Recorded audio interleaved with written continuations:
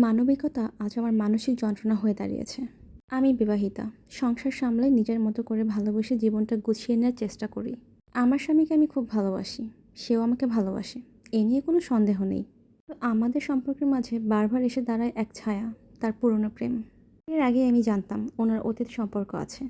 তারা একসময় live in করতো। কিন্তু আমাদের বিয়ের ১.৫ বছর আগেই তাদের বিচ্ছেদ হয়। মহিলার আগের বিয়ের একটি মেয়ে আছে, মেয়ে তার বাবার কাছেই থাকে। আমার স্বামী বলে, আমি তোমাকে খুব ভালোবাসি, কখনো ঠকাবো না। কিন্তু ওকে একটা প্রতিশ্রুতি দিয়েছিলাম, মানবিকতার জায়গা থেকে সাহায্য করব। আমার স্বামী ওই মহিলাকে টাকা দেয় না ঠিকই, কিন্তু বাজার করা, ব্যাংকের কাজ, তার ব্যবসায় সহযোগিতা, এমনকি আর্থিকভাবে লাভবান করানো সব কিছুতেই সাহায্য করে। এই মানবিকতা আজ আমার জন্য মানসিক যন্ত্রণা হয়ে দাঁড়িয়েছে। সে বলে ও একা, ওর স্বামী আর সন্তান ওকে দেখে না, তাই সাহায্য করলে আমার মনে শান্তি পাই।